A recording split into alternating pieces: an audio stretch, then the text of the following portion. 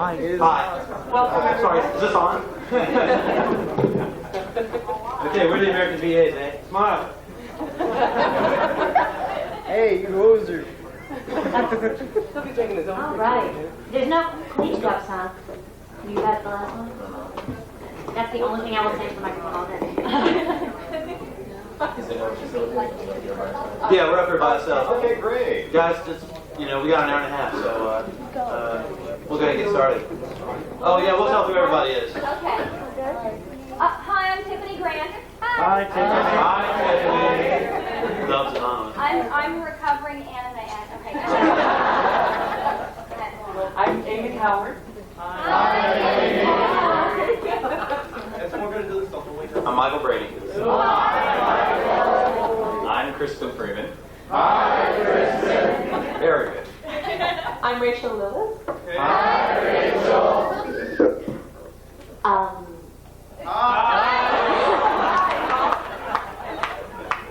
And I'm Lisa Ortiz. Hi, Lisa. Who's first? Bring it on. Jump up, shout out. Love suck. Come on. Yes, sir. Yeah, as far as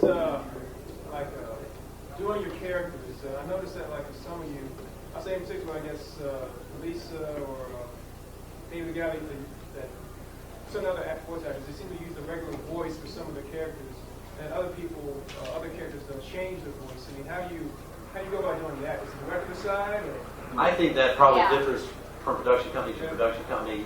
Where I work with Coastal Recording, we're discouraged from contriving our voices and to keep it as real as necessary, or as real as we can. In other places, it's going to be a little different. And I will say mine. Sometimes I do talk like exactly how I sound. Sometimes I do that, and it's different things. And this is actually, I have freaky, speaky voices, so I like talking different things. This is actually my normal voice when I speak all the time. But sometimes when I get started, I always go into like my Linga inverse voice, which is what happens when my throat is like raspy, which it is now. And it's allergy season, so that's when I sound like it the most. Yeah, on Star Blazers, with the exception of Deathlock and Eager, and there were a couple of other character voices, I think it was a case of the director hearing a quality that they wanted a little bit more of in Ed Allen's voice, for example, who did Deathlock. They heard something in his voice and they wanted to develop that a little bit more. But as for myself and Ken Meserole and Tom Tweedy and the other actors I worked with, we were just told basically to talk to one another. Well, the Deathlock guy, I noticed he talks sort of like softly usually, like softly controlled. Is that how the guy talks? Sort of sinister. Yeah. We never really knew what Deathlock was. I know for me. There are not many people that Mel Blanc, okay, but there are not many people that can do a voice and do it really well. And consistently. And consistently. So I would say like, the majority of the characters that I've done are basically my voice, just, I think that you put it very well a second ago, just maybe tweaking a particular quality in your voice a little bit, like when I did Oscar, it tended to be slightly higher than my normal register, like what Lisa was just saying, just a little higher. And Kome was a little gruffer, something like that. Or Maki was a little deeper. But it's all basically my voice just speaking in a different register or something. Not many times that I ever had to do a voice. But it is something that's decided on by the director. The director is going to tell you what they want you to do. Yeah, I would say, I've had like two different ways of doing voices. That sometimes when I audition for things, they tell me what kind of character it is, and I try to do a voice that I think fits that character, so that I'm creating it and I'm knowing what I'm doing, so I can repeat that consistently. Mm-hmm. Right. Whereas there are other times where I've been working with directors where they actually coach me into the voice, so they're kind of building it with me, and then it's really I've become much more dependent on them to keep me consistent with that voice. Right. And one thing that they talk about when you study voice acting is that it's not really important to have a character voice.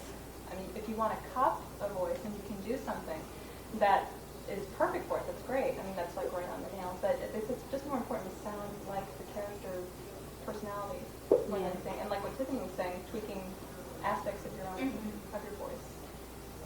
No, I agree, and I think it's one of those things where a lot of times you can have a voice that sounds similar depending on the characters.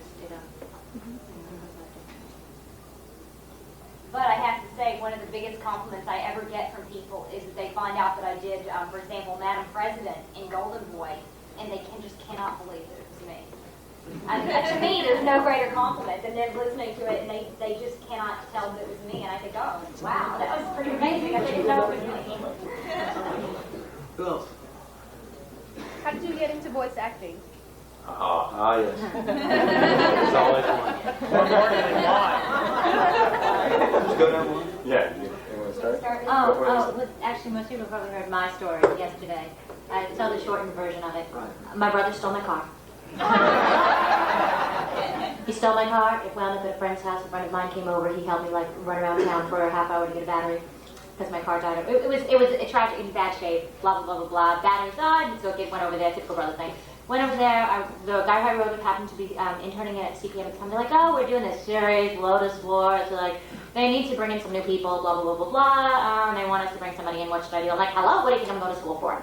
So, went over there, long story short, went in, didn't know me from a hole in the bucket, went into the auditions, and I wasn't going to get anything. Okay, did I say this was going to be the shortened version? Okay,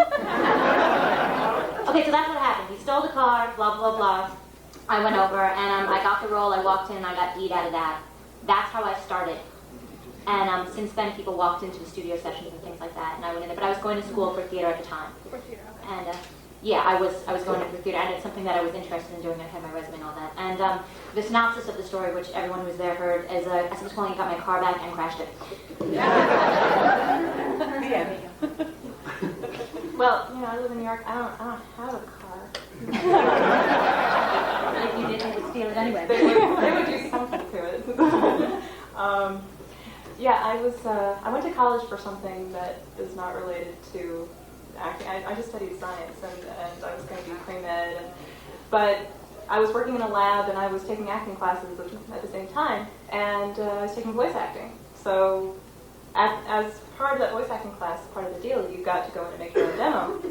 And they recommended you do studio, and you went and you did it, and it's like a 3-minute thing, and I started shopping it around, and you know, like working with some CD-ROM educational production houses, and got science narration, which is like, cotton can only grow in certain environments. Well, Pennsylvania steel mills are some of the most popular. It's like, what is this for? You walk in and you don't know, you know, and they give you a script and you're like, okay, well, you have to sound like you know what you're talking about. That's all they direct you. Like, okay. But, and then after that, there was an ad in a trade magazine in New York City it's called Backstage Magazine. They had an ad for Japanese animation, so I auditioned for an OAV, and I still don't know what it was. It was like a very small role, and I got a small role, and I just stayed in touch and just kept bugging them and kept auditioning. And so, not as exciting as Question the Call. I had been a big anime freak when I was young and had lost touch with it in college. And then after I'd gotten out of grad school, I was at a summer theater festival, and I was working with a friend of mine, and basically every night we were watching Evangelion. And he was like, oh, you're into this? I did some work for Central Park Media. You should call them up and do some work for them. And my first response, I'm probably going to get hit by Michael, but was, I don't like the English versions. They're usually bad. Dubs suck, man. What were you watching? Ava in English? No, I wasn't watching Ava in English, but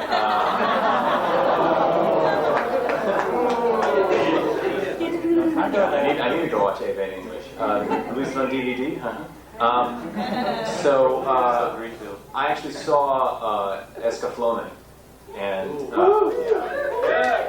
saw Escaflowne, and I realized that no one had dubbed it yet, and I really wanted to make it a good dub, because when I looked back and thought of how I got into anime, it was through dubs. It was through Star Blazers. It was through Robotech, Battle of the Planets, Voltron, the whole deal.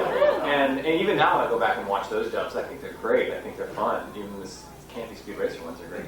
And so I thought, well, that's a shame. We need to do a good dub on this. So I called my friend back up and said, what's that number? Sent them a demo tape of some radio theater I had done, and they called me in to start auditioning for stuff. And I started landing roles.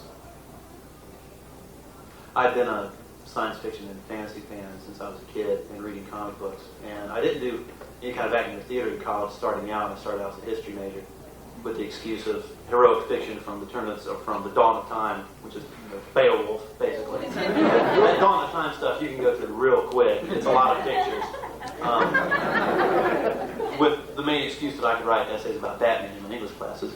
And I had to prefer too. Having been an anime fan with the same kind of background Crispin had, being away from it for a little while, I had an anime pusher that would, he was my filter. I'd say, okay, what's good, and then he'd give it to me, and he would make sure I saw only the good stuff. Primarily subtitled, and what I owned primarily was subtitled. When I found out that dubs were being made near me in Wilmington, I beat down every door in the area, an hour away from me, to try and get into business and try to do it, to try to do stuff the fan in me would want to see. Because there was this, overall glaze of badness, for most English versions. A glaze of badness, you can quote me. And luckily enough, there was a project coming up from the last studio to try doing anime in Wilmington, and that was Coastal Recording, who did You're Under Arrest and Oh My Goddess, and really turned dubs around for the American industry. And I managed to get the next thing coming up and got the title role and got Crusher Joe. So, Have you seen Crusher Joe? no, you haven't seen Crusher Joe. None of you have. Thank you. One guy, two guys. It doesn't suck. If you pay attention, there are various science fiction references in the movie. So there. Well, I was working at a TV acting school called West Barron in New York City. And the casting director, whose name is Kit Carter, was calling around to different schools, different casting agents, etc., looking for non-union performers to audition for a new show that was being brought over from Japan. It was just a small non-union production. There wasn't a whole lot of money being spent on it. The original title of the show was Star Force. I don't know if anybody can pose that or not. Or care. Anyway, I was asked if I wanted to audition. I was doing office work at the time. And one of the owners of the school came around and said, would you be interested in auditioning for? I said, yes. Yes, I would. He didn't even get the question out of his mouth. But I was the last female to audition, and I was casting the part of Milk. And that was that. It's very cool. It's cool to be the last one you get. Yeah. Well, I had just been mainly doing theater. That's what my background was in since I was a little kid, and I would make up my own plays, So I had just always done that. And one day I got a call from a friend of mine who told me that these auditions were happening. They're going to be dubbing into English these kind of Japanese cartoon things, and I just thought it sounded like something that you would be interested in. I said, oh, yeah, well that sounds really cool, because when I was a kid and I would watch cartoons and I would think, wow, that would be so neat to get to do the voices of that. I just always thought that would be something that would be really neat to do, but I never had any idea how you would possibly go about doing this. And so he told me that the auditions were happening, and I said, well, great, what's John's number? John Ledford, owner of Vision. And so he gave me the number, and I called him, and I said, can I come to the auditions? And unbeknownst to me, they had actually put an ad. It's usually, this is a weird place to put an ad for an acting audition, but they put it into like a help wanted section of the Houston Chronicle. So they had all of these people that turned up, all of these out of work people that just had nothing to do with acting, or apparently had a lot of really, really bad auditions. So all of these people that showed up, and I came, and there was just like 100 other people there, and and we gave them vaguely at my appointment time. And they gave us, what they gave us to read, it was really strange. They gave us just like this little piece of, just like some prose, just a little few paragraphs to read. And then they gave us the lines for the scene. And I sat out there and I practiced. I was looking at the two different characters, like the lead female character, the one that I got, Raina, and then also the lead, like, villainous character. And I was thinking, boy, that would really be cool to get to play a villain. That would be a lot of fun. So I was just hanging out. We went in and did the audition, and I read this little prose thing, and they don't do that anymore, which is really weird. And I think they just wanted to hear your voice, just like hear if you could read, just get the quality of your voice or something. And then we did the scene. They were just playing the show, and I was reading the lines with it. And they said, oh, you know what, could you do it again a little bit more like, they gave me some direction. So I did that again. And I found out 4 years later I got the part because I was whiny. So,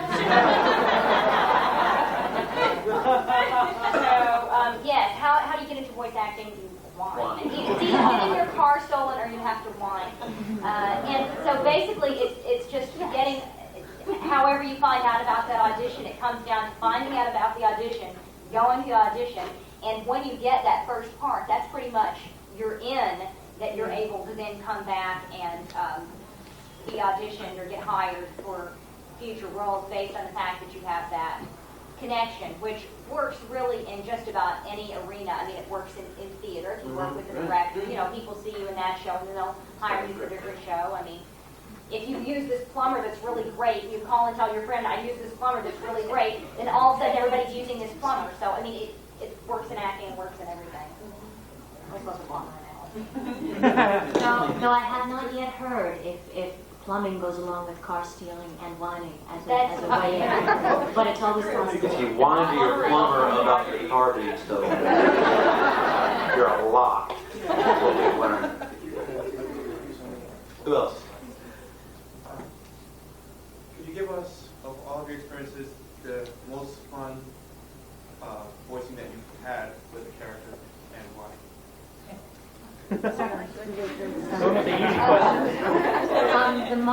The most fun. Oh, jeez. I know where I'm going to go. Actually, I am having a blast now. We're doing Slayers. We've been in there for ages. We have fun directors who are in there who have a propensity for scotch, which is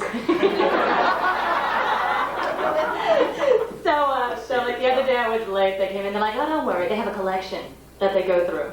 They're like, oh, don't worry, we're on malt, we're on double malt now. So, it's good. But what? Yeah, so that eases the tension, pressure now. But that's usually fun. Once I get in there, sometimes you get in and you're slap happy and you go over. But it's a lot of it is with the crew. And now that, for a long time, I hadn't met a lot of the actors that I was working with. And now that I met, and I'm like, Rachel, and I met Kristen, and I met all these people who I'm working with. And now it makes it even more fun. Because now you can kind of mess with each other through the mic when you're not there. And you know who it's going to.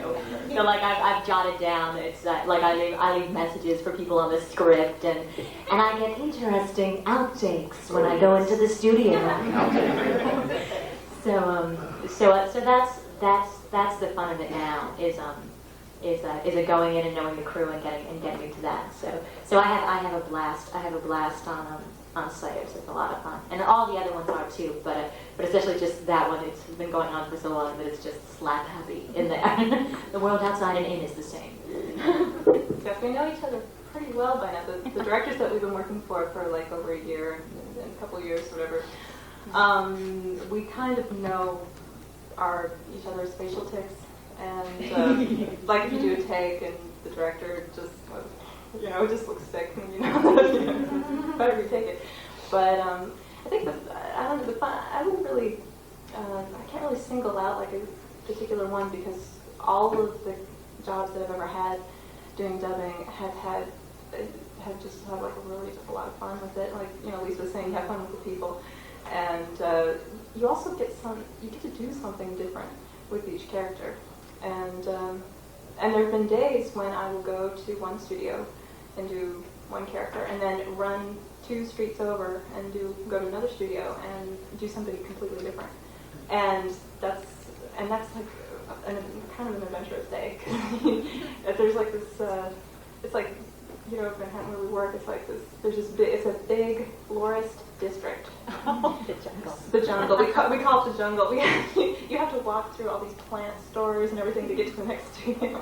You're like, and it's just a lot, I don't know, it's just like it's always like something new and different. And even though the character, you know the character, you're developing it, but dubbing is so much fun because it's a very closed environment. It's like you alone and you're working with a director that you know very well. But I guess if I had to single out a character, I'd say maybe in Pokemon, I really like working with Christine and Jesse. They're very energetic people. And it's a lot of fun to just, you know, let it all out someday. So anyway. I think probably the most fun I ever had was and I think it was because I was so fresh to doing the dubbing, was when I got to play Zelgadis and Slayers, and it was the first real battle.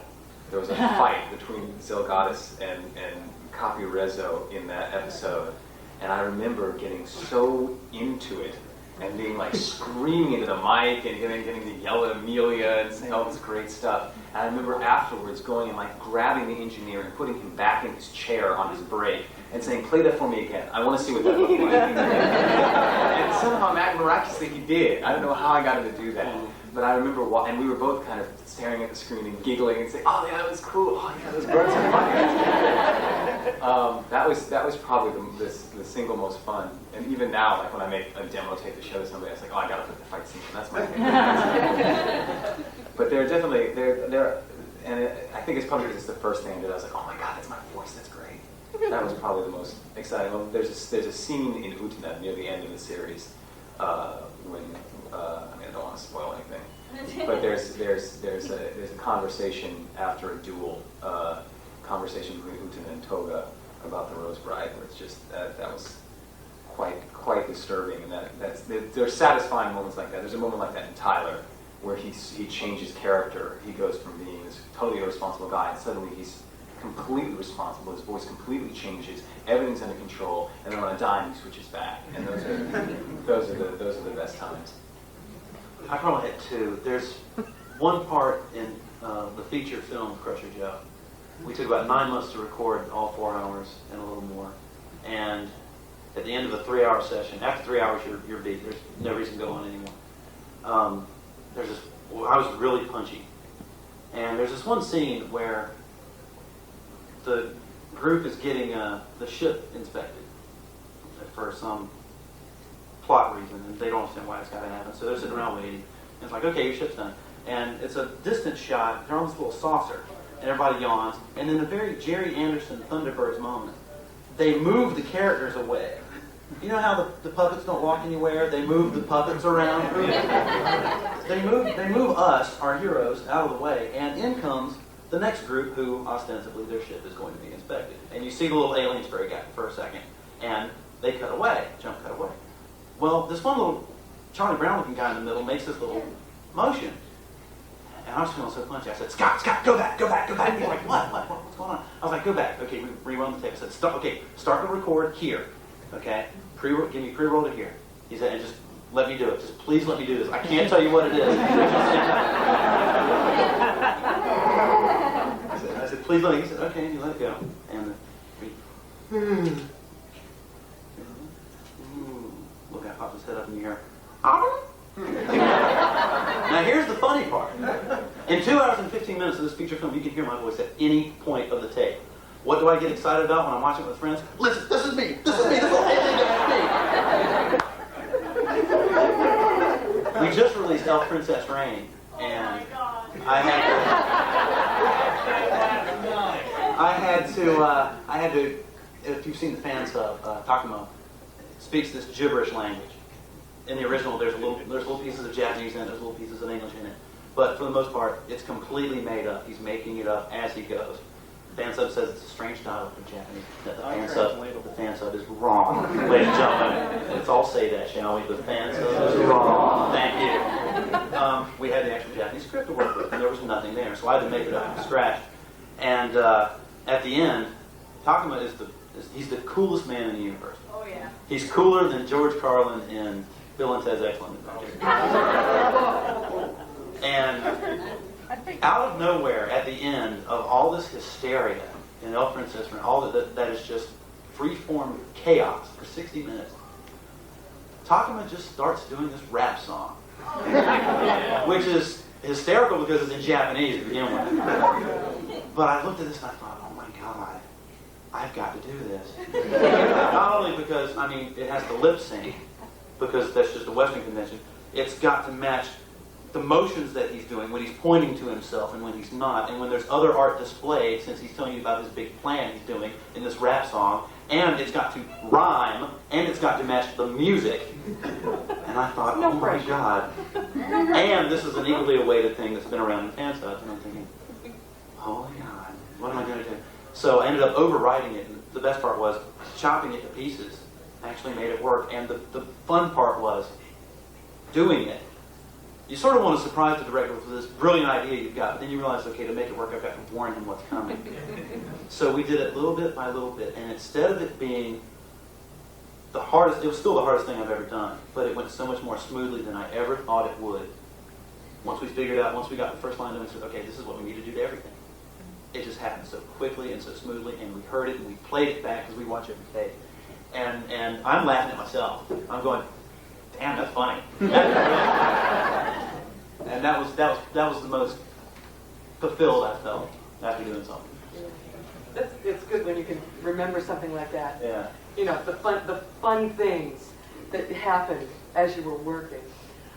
Nova is so far the only role that I've done, and God willing, if I get back into the business, you know, there will be other roles that I enjoy, but I don't think I will ever enjoy any as much as I enjoy doing Nova, because it's because of that role and that show that I have this man right here, my fiancé, Dave III.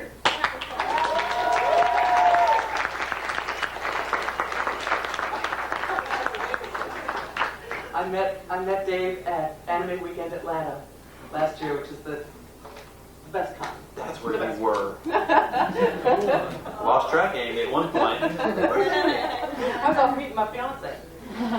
But when you can have a role like that in a show that you did 20 years ago, and be part of something so cool 20 years later, that is the one for me. That will always be my favorite. Oh gosh, favorite stuff. Let's play that. Most fun, right? Most fun. I've been thinking about this the whole time they were talking too. One of my most fun things that I did, Golden Boy, Madam President. It was a totally different role than a lot of things that I've done, and I don't really know if the director thought I could really do it. I mean, he gave me the part, and he was still surprised when I did it. I mean, I surprised myself, but it was fun to get. I mean, she's really a vamp, and it's just really sexy character. And I remember that the first line is always the thing that you work on the most, like the first couple lines, because you've got to nail the character. Wait, you're establishing this is what the character is. But when we did the first couple lines, and I was trying, he said, okay, look, now you've got to make it, people are going to fall out of their chair when they hear this first line. I said, okay, I can do that. So we went, that probably just the whole experience of working on Golden Boy, I would say, was really fun.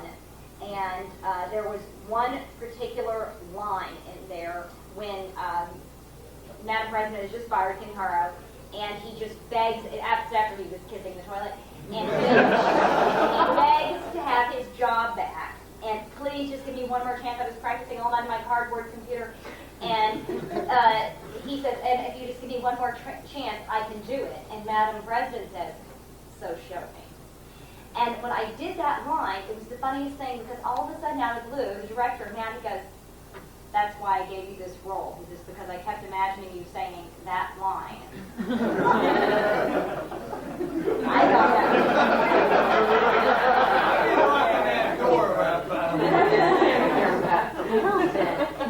Anyway, so I mean, I mean, they're all fun. They're just all really a lot of fun. But that was Golden Boy. It was really a lot of fun. So different. Carmen? Yes. How do you feel about like in Crispin's and Lisa's case, like for Slayers? Okay, you ever listen to the other like voice actors to do your role, like with the original voice actor for Zelgas and the OAD voice actor of Slayers? Well, as far as that goes, it's kind of weird, and Kristen and I have a little variation on the situation because he took over the role and that's it. And what's going on with me is that it's a different series that's going on, and they're continuing. So we're continuing, and they're continuing. So it's like two different worlds.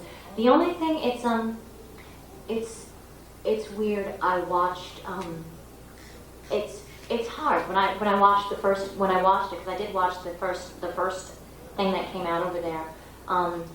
I sat down and I watched it, and I can't help myself. I sit there and I do what I do even when I watch movies. Is I sat there and I redid the whole thing out loud to myself as it was going along. And I'm like, all right, sure, and like going across, and I redid it when I watched. That's my propensity. I had seen the OVAs. The OVAs are a little different than the series, and she has a little different flavor than there because she's a little bit younger. She doesn't get as much attitude. She doesn't have as much attitude as she does in the series. But I mean, it's kind of like that's the way it is. It's like out there in the ocean and c'est la vie, and that's how it is. But I generally don't. It's hard for me to watch it because, like I said, I'll do it over. I'll do it as I do it because when I see that face, I hear my voice, and it's not my voice when I hear it. It's Lena's voice. So that's what happens when I see that. But as far as that, he's going to say his own thing. I mean, it's different. It's different for everyone. When there came a point when Crispin first came on the team, when he was doing Zell, that I was like, I'm so used to the other voice. I'm like, so that's it. And then there was a point where we got into the studio, and it was just like, and I told Kristen, I'm like, I went in today, you're Zal. I'm like, that's it. I'm like, I came in, I heard your voice, I'm like, you're just Zal. That's all it goes. I'm like, there's nothing to it. I've passed the point. So it's weird. It's a weird situation. It's a cute situation. You go. Yeah, it is different. It's funny because when I knew that I was auditioning for Slayers, I went out and to a store and made them play the dubbed version because I knew I was taking over for this guy, Daniel Cronin, who played Zell before me. I'd never heard Midori Kawa play Zell before I played the part, although I had heard his work on different stuff on my Gundam Wing and other things. But so when someone told me, I was like, oh, okay, that makes sense. Now I understand what his voice sounds like. But I remember going into the studio to audition for Zell and trying to imitate Daniel Cronin's version of Zell, and it was awful. It was terrible. And luckily the director said, what are you doing? Just do your Zell. I was like, great, no problem, do my Zell. And I got cast doing that. So I don't know, but and it's strange because I listen to Midori Kawa now, and it's like, yeah, he's very different. He's a very different style of voice actor than I am. But it doesn't, I don't know. I mean, people will probably say very different. I'm very different from the original Tyler as well.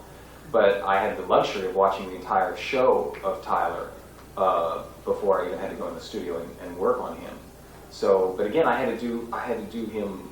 I had to try to find whatever it didn't make any sense to mimic the voice.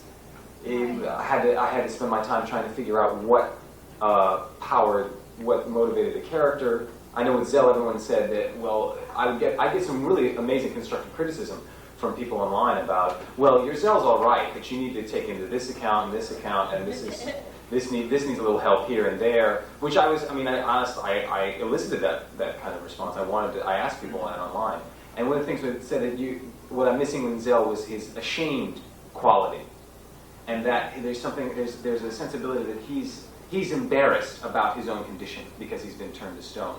And I kind of sat there and thought about it. I said, I'm not sure if that's really, and I mean that works in Japan, but I wonder if that works here. Because I know most of the American kids who watch Zell, they're like, he's cool, what's his problem? He's he's made out of stone, he can cast spells, he kicks butt, what's the thing here? And so when I was thinking of Zell, I was like, okay, this is a guy who's angry. There's something internal that's churning in him, which is churning in Midorikawa. That's how he plays Hiro Yu in Gundam Wing. I mean, it's churning inside that guy. But the way he plays him is very different because of the Japanese society. And so I was like, no, this guy's churning. But in America, what that means is angry young man. So that this guy he's going to be under control, but then it comes out when he can't stand it anymore. So that seemed to me more true to the character than trying to mimic Midorikawa's voice. And I think it's important to say we're all following other actors, and I don't. Jeopardy. Exactly. And I think that I don't know for a fact, but I'd like to think that it's cross-cultural. That there are roles that are 500 years old that people are still playing now. If people didn't bring their own interpretation to that role, we'd still have the same touring production of Hamlet going on. But whether you're coming in first or second, I think the actors would think the same thing. No, dude, do your own thing. Mm-hmm. I can think of no bigger insult than to try to do what say you could do, or try to do what Crispin can do. He'd want me to do my own thing, and I would want me to do my own thing, and let both the work stand alone. So generally, if you're following someone or you're going to be followed, we don't generally compare ourselves. Yeah. Because it's not a valid criticism. It really is apples and oranges. And you have a question, Miguel? Yes, you in the back. Michael, will you please rap for us? No. Buy the tape so I can get cast again.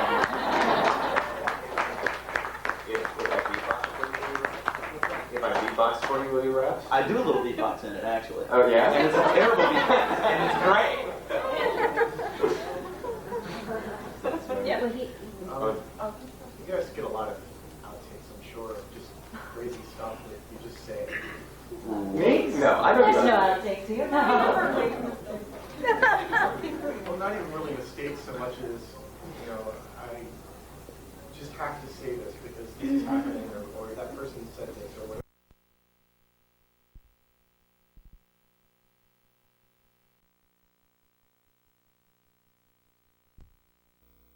Translation is, which is, you can use any words you want as long as you mean this. The original is a map you cannot deviate from. And you're trying to interpret the original's, intent, and the original artist's intent. Well, there's a scene at the very end when all hell is breaking loose, and we're in the big tank bulldozer thingy. And we've gone through the dogfight, we've gone through tanks and all kinds of stuff, and we finally get to where we think is a stopping place, and this guy in a mech suit comes out. And if you've seen Indiana Jones and the Temple of Doom, when he's on the bridge with the knife and the thuggy guys come, and he's got no gun, he looks at it and he looks at them and he says something that's very appropriate to the scene. I appropriated this with this as my logic, and it was very, very funny that it was all built up, and we look out the window. Oh shit! Now, we all really believed in that line. The director, everyone in the cast, it's not a democracy, but we all went, okay, we held hands, okay, that one's staying, right? I said, it's not my vanity, right? It's really good. Yeah, we need it in there. And we sent it to Bob Woodhead, and he said, you can't say that. So it got changed to, oh, great. But there's an outtake reel floating around that has that little moment on it. And that's my biggest one. You guys sound like you got one. You just open your mouth and I'll do it. Hey, Lena. Beep. There's more. No, we play a game. Actually, I think it's gotten kind of competitive now. It's like, how bad can we make the outtakes so we can get the other one to crack up before they're line, so they can't do their dub properly. We looked at that as science. I'd say what it was. There's one day I'd gone in very late, and there was just an outtake that was played for me repeatedly over the course of the whole entire day. That I was on the floor in the booth for the whole thing, and so they would it was just horrible. They're also mean to me. If I start to talk too much in the booth, they play the echo sound effect for me. And that's how I know, because all of a sudden my voice comes in like multiple points and it's distorted, and I'm like, Can we get a portable version of that? I was like, I'll sitting here, and then it'll echo like 5 minutes later. I'm like, okay, I've been a bad voice actor. I'll stop now. But some of them are. You know about the color of my face. There's some good Ron. There's some You're Under Arrest outtakes that are fantastic. Yeah, all of our bloopers were sort of just edited as they were happening, kind of thing. There is no, I wish there were, because there was some funny stuff. Because a lot of times, well, not a lot of times, fortunately, but sometimes the translation does not match the animation exactly. Sometimes. So, They yell at us because it doesn't. I don't want to badmouth any script writers anywhere that, may be out there. Anyway, there were times when the dialogue did not match the animation. So, I'd say a line and the little mouth was still moving. And the later the hour, the sort of cruder the ad-lib. Right. It would start out, enemy ships approaching. By the way, what's for supper? By 10 or 11 o'clock, your fly's open. But then they rewind and, they stretch it out a little more, But I wish there was, that plus the sound engineer, one of the sound engineers, his name was Jim Frederiksen. He had a little cassette with different sound effects on it. Sometimes there were times when you don't get it right on the first, second, fifth, ninth take. Been there, done that. And so, you get to the 13th or 14th and all of a sudden you hear different sound effects from the booth. Get it right. The line is this. Say these words. But it was all edited out and re-recorded. So there's nothing floating around these days. No Thundercats bloopers, unfortunately. Everybody laughs. Everybody knows. Not that I know of. Not that I I still know haven't of. heard them. I'll say them. If you're doing like a really cute voice, like a little girl, and you're like talking like this, and suddenly you mess up and you're like, oh.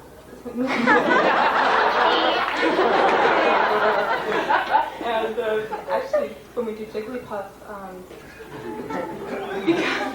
because the mouth is really different from, it's Pudding, but Jigglypuff is kind of hard to fit in there, so there's a lot of outtakes of me going,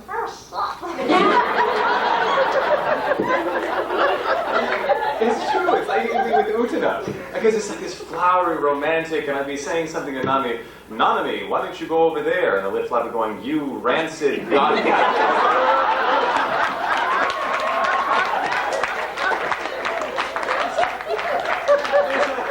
The more flowery the anime, the more rich the outtakes.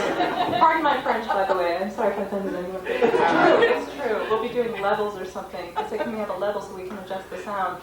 And that's when, Eric Stewart gets in his raunchiest. Brock he'll take the line and warp it into something very pornographic. And so, yeah, I'm afraid to say any of that in public forum, but I think he would if you were here. So. Yeah. Who else? Yeah, quick question. Do any one of you have any other interests in animation other than voice acting? I don't. If I didn't draw a straight line. I'm not artistically inclined or... What about directing? I would love to direct. Directing, maybe? I would really love to do that. Yeah, all actors want to be directors. That's not true. I swore I never would. I don't even game master. I just want to play. I just want to play, man. That's a confession. I just want to mess with the game master. No, I'm going over here. I want to see what's behind the bush. My favorite outtake, this is really short, my favorite outtake, it was Chigako in Devil Hunter Yoko, and I did not tell the sound, well, this is the best one, and almost none of my outtakes are saved, but I looked at the line, and it was something like, oh, what are you talking about?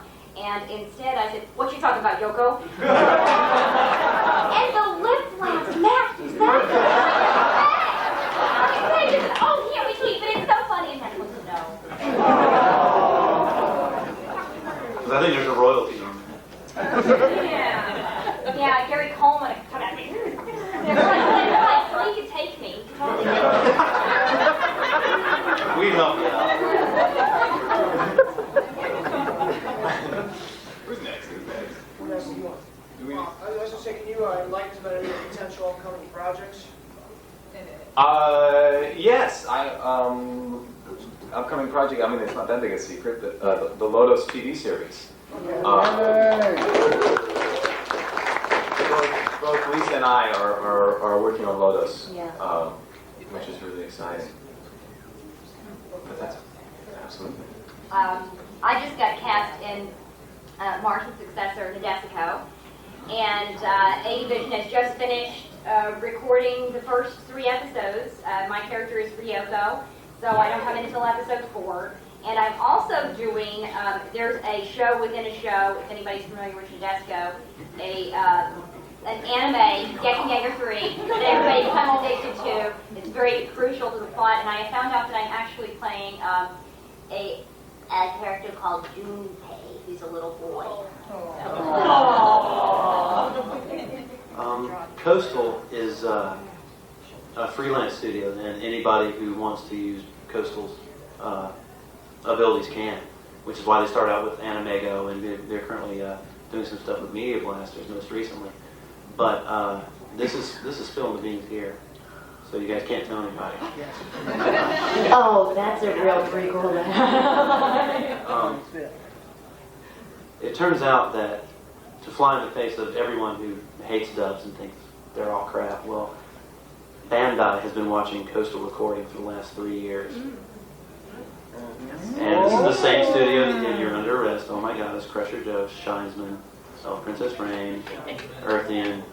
And right now, I haven't been cast yet. But they just finished the first episode of Blue Sub 6. It's gonna rock. And we're hoping that that might lead to bigger stuff. So hopefully, I mean, the thing to do is, for you guys, if you really like really well done anime, is to, sup Steve? Steve-O!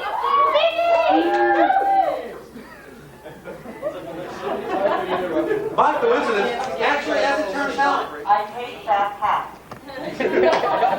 is that Union or? I lost mine, man. Where's the word?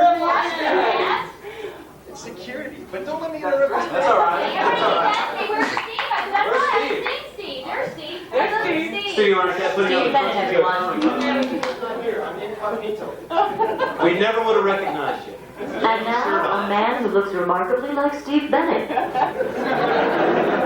Sorry for the interruption. So if you guys, Okay. yeah, we'll see you. All right. So if you guys have a favorite series that hasn't been dubbed yet, the thing to do would be, if you like what Coastal's done, is A to, hell of a job. Keep up the good work. thank you. You too, bro. You guys later. Crusher Joe comic out every month from Studio Arcade. Is that you could actively campaign for the people you want to do it. Us, me. Well, you guys spend the money. You know, if you're going to complain when things are bad, don't spend your money on any more anime, and they will listen to So you. my resume too. What's that? My resume too. You send it to me, and I'll make sure it gets to wherever it needs to be.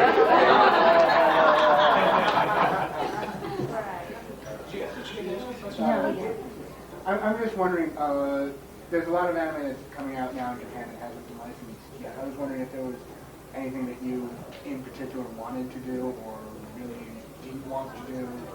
I think we're both hot for Bebop. Oh God, bring Bebop. Yeah. I can do attitude. I'm down with Bebop. So. Yeah. But no, I mean, that's going to be Anime Village is releasing that, I think. So, and I know obviously Escaflowne. We'll take Bebop. And if you get Bebop, we'll take Escaflowne. I don't know about that. Huh? Oh, come on. They have released a dub of Escaflowne? I thought they...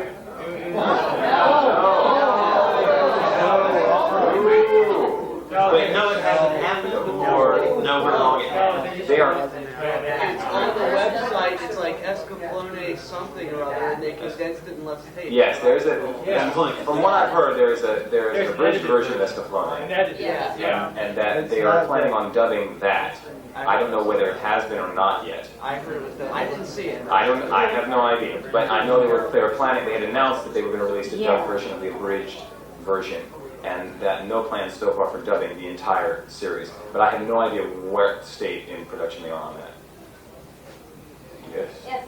Nice hat. One question. It's a wig. One question for Rachel and one for Uska. Rachel, I heard that sometime in the fall, Warner Brothers is going to be releasing the Pokemon movie. Have you guys already started production on that?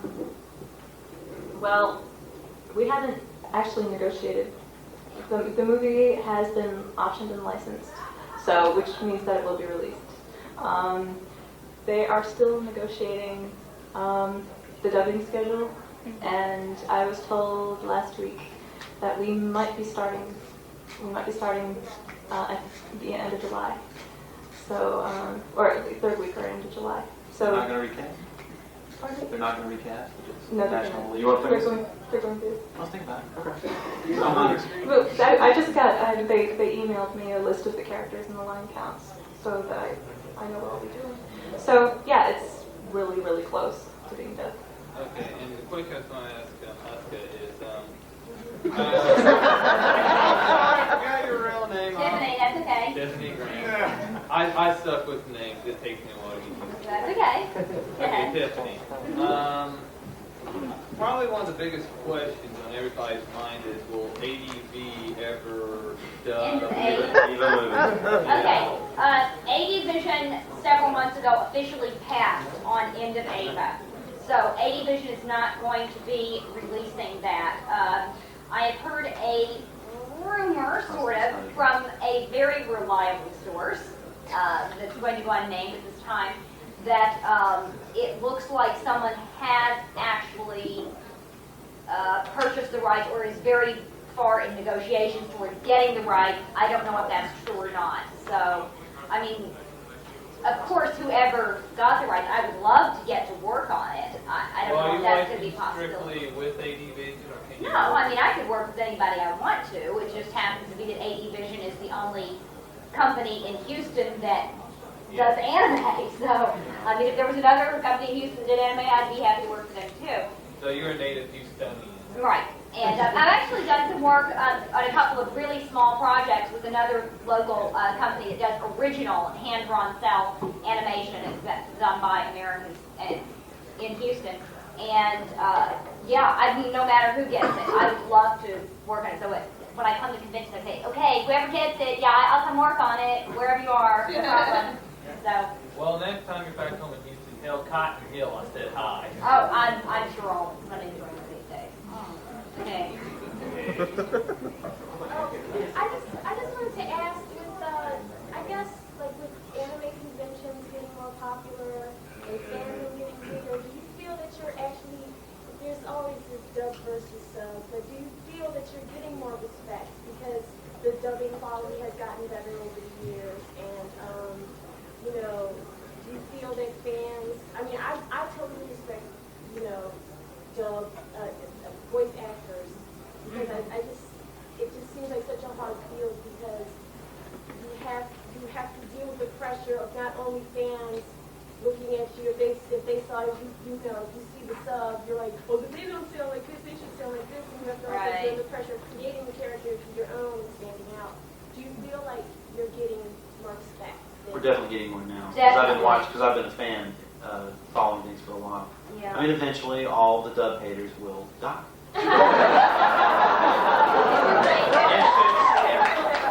most of them are older than me, and that's why they still hate doves. They still think Carl Masek and Streamline. I didn't say that out loud. They think that it's still all like that. They're so old school, you know. But, you know, eventually they'll go the way of it. I've been a voice actor for about 5.5 years, and I was very, very low key about it for a long time. I didn't really. I mean, I would go to Planet Anime, and I didn't tell anybody who I was. I was afraid, people would start stoning me, or oh, you're a voice actor, that. We don't have to listen to that. So then the first time I got up the nerve to go to a convention, it was at Otakon in '97.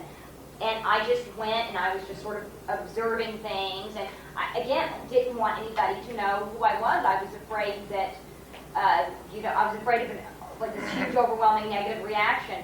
And I think that, I've seen a huge shift in that the voice actors are getting a lot more respect now. And, we're not doing this to disrespect the saves or anything. I mean, this is our job. We're getting hired to do this, and we're hopefully going in there and trying to do the best performance we can, and then hope that people will like it, just so that people can listen to it in English. It's also important to remember that as you get into more of a niche hobby, I mean, it's this way with blues music, with Sherlock Holmes, there are always going to be the purist aficionados. That's collector mentality. You want something as close to the original version as you can. There's a lot of ignorance as to what actually is closer to the original version than another part that might be closer to the original version. But the point being that I lost it. Damn it. Sorry. I was going to say one thing though. What would probably be cool would probably just squash all of the hate. Is if all the Japanese seiyuu and all of you guys that did the series you did and everything got on one panel and just was like, we love each other, it's so it's so ridiculous to even, do that, especially nowadays with, I just think voice acting has just come up so much, even in the past couple of years because fandom has gotten so much bigger. And the thing is, without a dub, none of us, you're a couple freaks in the back of a comic book store maybe, but really... Those are my friends you're talking about. I'm related to you. I'm out the front. But we would never really be here. Right, if it wasn't for people like Amy and Star Blazers, those kind of shows, that's how people, whether they're, they're going to get it or not, even that's why I'm here. Those people, Thank you. Right. So that's why we're here. No, let's get somebody new in her phone. I'm not trying to diss anime, which I love, but have any of you thought or tried to quote mainstream animation movies like Disney or something like that, or thought about trying out for things like that? And what do you think about that? That they always choose big stars. Disney once Well, that's told new me though. Yeah. Yeah. You have to make money on your movie. Yeah. And it's just now kind of getting to where it's this cool thing where they are hiring a lot of really big name stars to do it, because with the exception of a few characters here and there, if you watch, most of the Disney films, like the 40s, 50s, 60s, most of them were not known performers. Exactly. So that is kind of new.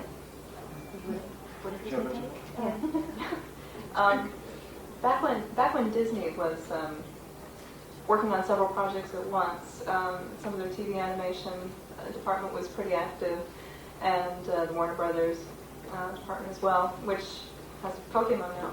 I remember talking to these people several years ago, and they said the same thing. We only use real actors. We only work for real directors, too. We don't.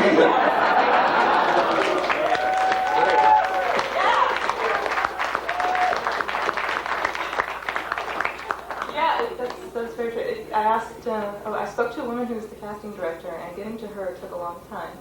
And she laughed. And she goes, I would never consider someone who wasn't a celebrity. And she goes, I'm telling you this right now because we believe in having real actors in it. And she goes, voice actors are not real actors. They act with their voice. They don't know how to be a presence. in anything other than. And I said, you know what?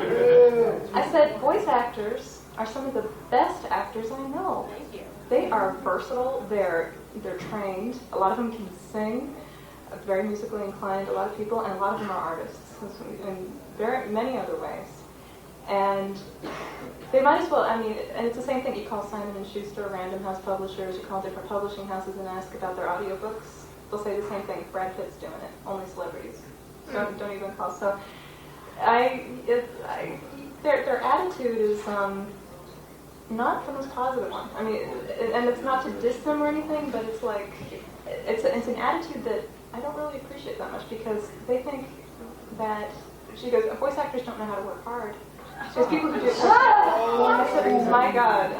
Some of the hardest, and I said some of the hardest working, most talented people I know are voice actors. They work all day long. They go from, like people who in California, they say they drive from Burbank to Sherman Oaks. And they come to, I mean, and you get the script for the next day. And in New York, we put in many hours a day. So what we do is harder. We've got more creative constraints that we have to still be creative within, and that forces us to be more artistic and to be able to sell it. I mean, make it believable is much harder. But I wanted to mention that animation fans aren't real happy with it either. There are hardcore animation fans that I know and that I've hung out with, people who know Dawes Butler and Paul Frees and guys who are doing normal voiceover work like Jack Angel and Danny Dark and Bill Cummings, who have been in the animation industry for ages, and I've followed these people since I was a kid. And then Warner Brothers comes along. I don't mean it's not directed at Warner Brothers. I have every episode of animated Batman and Superman at home. But they're getting a nice roster of worthwhile people who might not have never, ever considered to do animation. But the quality of the project has lured these people in. But the fandom, the June Forays and the Stan Freebergs who pioneered this, are being looked over for the names. And well, that's a problem that I find in any dramatic performing art in this country. I mean, as a theater actor, I started out, I trained primarily in my life to become a theatrical and hopefully film and TV actor. And I've actually done a show on Broadway, and even that sometimes can't get me in the door at CBS or NBC. I mean, I have to like bend over backwards to do something. And then I look at the show that I was in on Broadway, and everyone who was a main character in the show was a film star. So it's the almighty dollar. They have to get people in the door. So if Christian Slater playing such and such a character in Sideman is going to get people in the door, then there you go. And if he's maybe not quite right for the part, it doesn't matter, because as long as the producers make back their money. I mean, and I'm actually aggressively pursuing trying to get into film and TV, specifically because I want to be in the next Mononoke Hime. I want to be able to audition for, it's like, oh great, to even do my anime, I have to be a movie star. But that's the way it works. Scott Wolf did that. I mean, it's unbelievable. He's actually, I know him, he's a friend of mine, and I was in the show with him 2 summers ago at Williamstown Theater Festival. Never been on stage before in his life. He's a great actor. I think he's really good. It was really great that he got the opportunity to do that part and be on stage in that show. And basically, the festival cast him because they knew they would have hundreds of screaming 15-year-old girls coming every night to see him. That got people in the door. We're not bitter. It's actually, you know what's interesting? It makes me think, I don't know if anyone watched the Tony Awards for Broadway or whatnot, but Arthur Miller said something wonderful in his acceptance speech, which actually I had the good luck to videotape him when he did a lecture at Columbia University. I was in his Broadway production of View from the Bridge, and I was able to videotape him at Columbia, and he said, you know, basically there is no feasible way for theater to compete with movies at the box office. If it becomes down to a matter of money, you physically cannot get enough people in the seats to be able to, so it must be supported, it must be subsidized somehow. And he said, I hope for a day when plays can be produced somewhere west of London and east of the Hudson River. And I thought, see, that's amazing, but that's the problem, is that there isn't a sensibility of that. It'd be great if everyone's like, oh, anime more mainstream, isn't that great? And I go, wait a minute, what anime is more mainstream? Pokemon. I mean, are they going to show something like Escaflowne on TV here? Are they going to show? Yeah, exactly. I mean, wouldn't that be great? I mean, the only anime I've seen is stuff reruns on Sci-Fi Channel, and I saw some stuff on Independent Film Channel that they showed, which was great. I love that, sure, but it's not gonna take off. So the stuff that will make money, movies like Prince of Egypt or Tarzan, they're going to get big names, and they're going to get Prince of Egypt. They're going to get Michelle Pfeiffer to play some character. She can't sing. That's all right. We'll put in a singer, so everyone is double cast. But you're not bitter. No. Gotta beat the system in a certain way. Star Blazers. Oh. Doing Star Blazers, I was wondering, like, when did you realize, and this isn't just like a cartoon, this is like pretty deep stuff. Like, About reading the script and you're like, wow. as I'm not sure what you're asking. I didn't realize really how big it was until about a year and a half ago, when I found out. True story.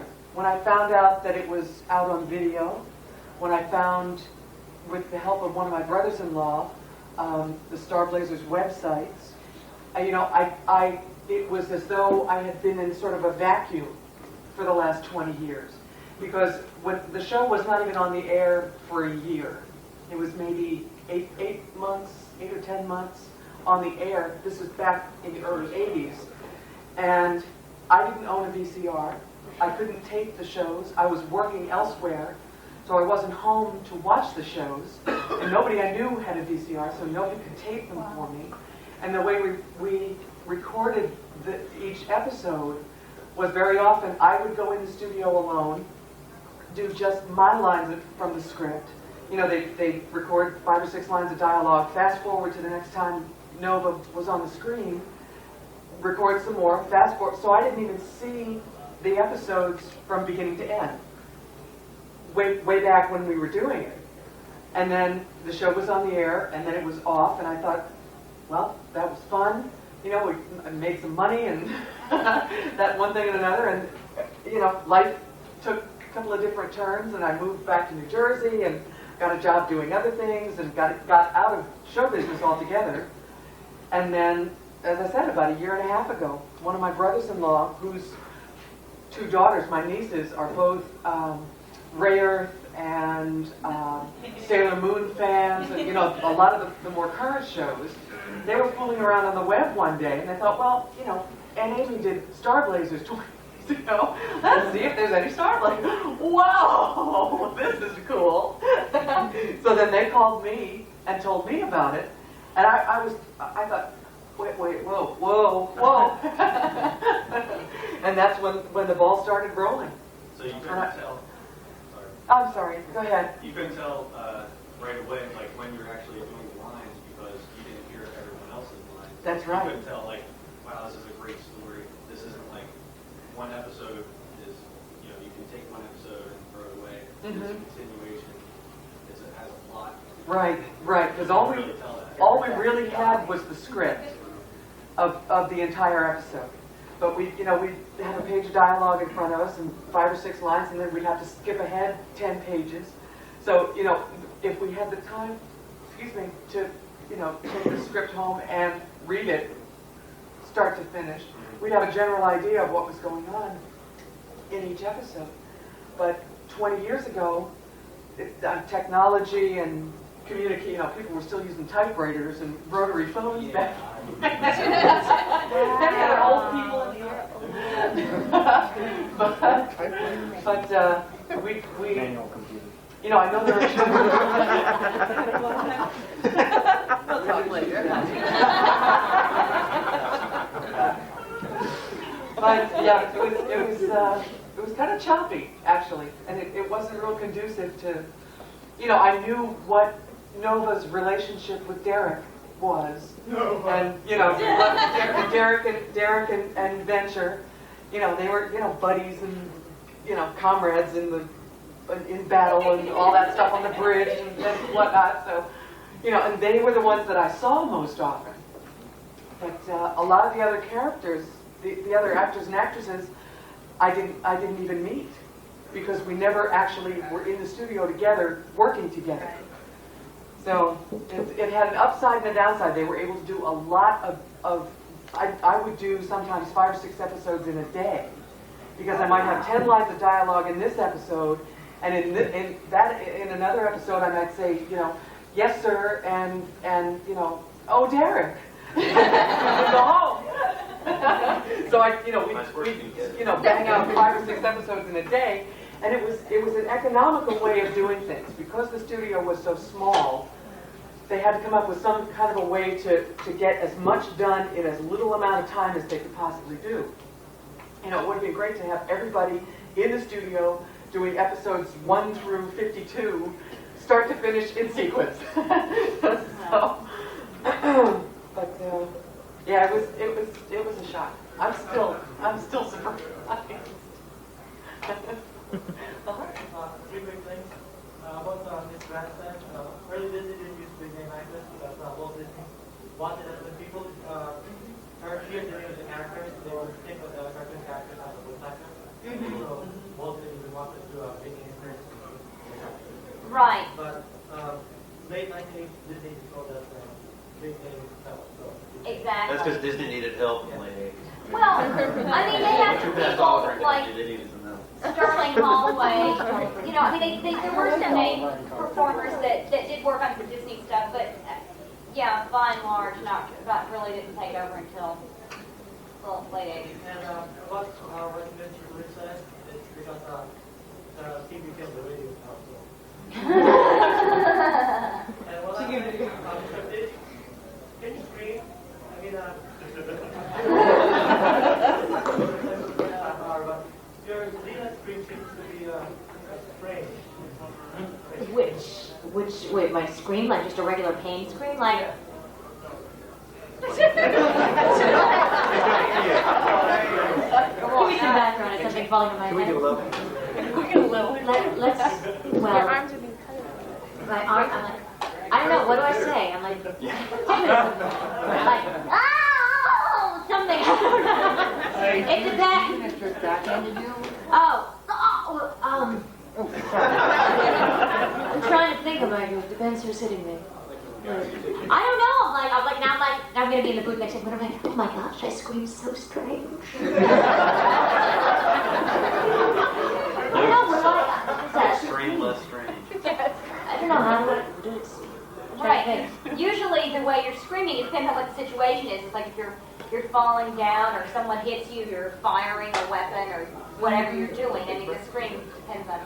You mean like a big mouth bang scream? Like when somebody's torching your butt with magic. Oh.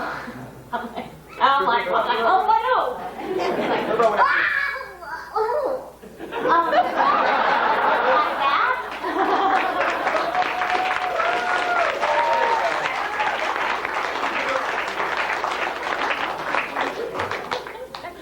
Brilliant. It sounded to me like she was added in some water. Oh yeah. Okay. Is there any chance we'll hear the Fireball song anytime soon? The Fireball song? Yeah. Fireball song? Is that the one where you and Amelia dress up and? Is that the one? Is that the one that you're talking about? The karaoke thing? Yeah, where Zell is telling. Oh my gosh. That was in our heads for the longest time. Yeah, we can't sing it because it doesn't leave. It stays with you forever. We had everyone in the studio. What? The Jigglypuff song. First time I heard it, I couldn't get it out of my head for the whole day. Well, that's the second technique we use. We put songs that don't get out of your mouth. Come on, Rachel, do it. Question at an impromptu panel yesterday, but she didn't quite know the answers, so she said I should ask Rachel.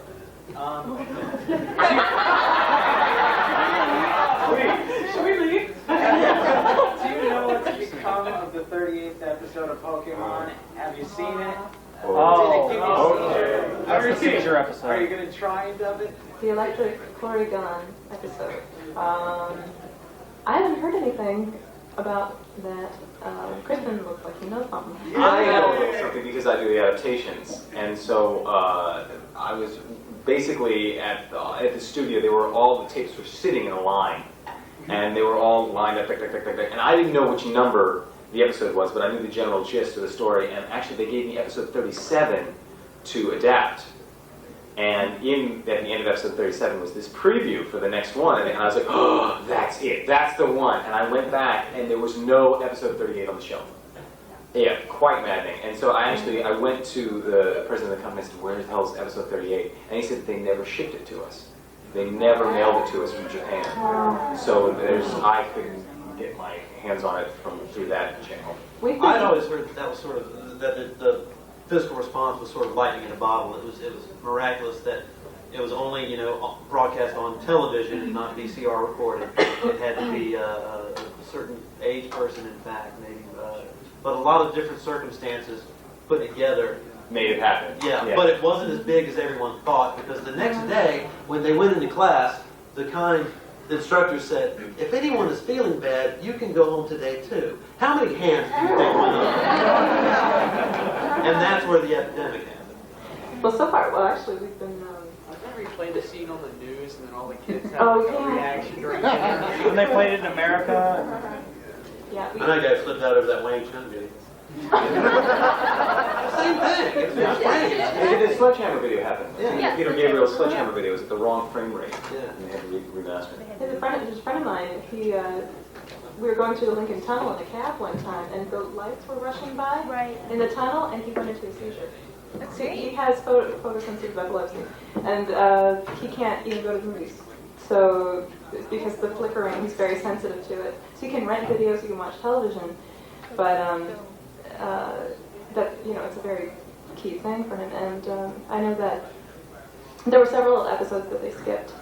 Not only Porygon, but because of the light effects, but there were some that they skipped because of post-production values. But now they're going back and dubbing those for the second season. But I haven't seen 38 in that lineup, so I don't think it's going to be done. I doubt it. No. It's 5 minutes till 6, so. One more? Two more questions. Yeah, this is for Rachel. Do you know if you're going to do the controversial episode 18? That's the holiday of Acapulco. How do you pronounce it? Is it Acapulco or something? Haven't heard anything about it. I don't think so. James, this is an episode in which there's a bikini contest. Now, when we were dubbing episode 17, I went in and we were doing it, and it's very mysterious because you get the script, episode 17, the next script they give you, 19. Well, where's 18? And the director said it was a little too sexist for television broadcast. And Yes, there was like a part like in the one where the hypnosis one where all the kids are running off to the lake and everything, because they get hypnotized. Yeah. They showed a small section where Ash is waving goodbye to his mother and the baby, and that is from that episode. Yeah, the flashback. And I remember we were dubbing that, and we had actually seen a little bit of the raw episode 18. And they were saying, well, we can't, we're not going to show you all of it, but this is a little bit of it, and we're not going to do it. So it was shipped, and so we recognized it when we saw that flashback, and we thought, no one's going to recognize that because they haven't seen the episode. Yeah, I don't think 18 and 38 are going to be done, as to my knowledge so far. Yeah. One more? One more? I just want to know, about the Pokemon thing with all the kids. How do you feel about that? With all the, little kids liking it, for no reason,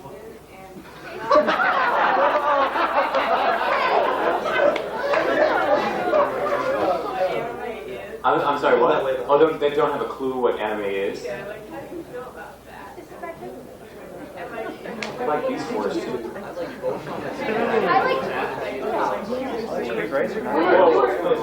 But we were talking about the shows that we grew up on, and the Star Blazers, as well as Star Blazers, Speed Racer, Voltron, Robotech. But all of us, I think all of us also watched Jetsons and Flintstones and everything. So I think we all just liked animation. So I don't know. I don't really know. Power of the name. Being able to say your name and kill your name. Yeah. I don't really know. I think it's cool. I think Pokemon has like some qualities about it that kids like. I think kids like to collect things. I think they see the assortment of the different things, and there are a lot of things attached to it. There are video games, there are movies, but I don't. To tell you the truth, a year ago when we started doing it, we said, "What's our time slot?" And they said 6:30 in the morning. And we said, "No one's gonna watch this." Hey, that's what they said about Sailor Moon. That's when I got up to watch Star Blazers. Yeah. For everything, yeah. Yeah, real quick. I only came in midway, so I don't know if you addressed this. Talking about the subs and dubs again. Why is it, thinking that you guys are actors and you're being paid for this, why is it cheaper to get a dubbed version video? You want to know the real reason? You want to know the real reason? The absolute real reason? You guys will pay it. I'm being absolutely serious. Okay, that's part of it, Michael, but it is numbers. I mean, if they have to create the box, they have to pay to get them duplicated, they have to subtitle it, and if they're making, and I'm just making these numbers up, because the dubs generally outsell the subtitles about 10 to 1, but if you're producing only 1,000 subtitles, and you're producing 10,000 dubs, you're selling a lot more so you can spread your costs out. It's just very simple math. I mean, there is a cost involved doing the subtitles. You do have to subtitle it. That has the whole box, even though the box may be virtually identical, if you turn it on the side, it says English subtitled or it says English dubbed. They have to produce a whole set of boxes and everything, and it always costs less per unit when you're producing a whole bunch of something versus not that many. So there you go. We should probably wrap up. Go ahead. Go ahead. I have a question about the Otakon movie, Future Strikes Back. Do you know if the cast from the voice actors from the TV show are going to be doing that movie? I believe so. Actually, I haven't heard anything about the movies really specifically, but I think Pikachu Summer Vacation and Future Strikes Back are going to be released simultaneously, and I heard December, like early December. But that's like the maximum amount that they've told us about it.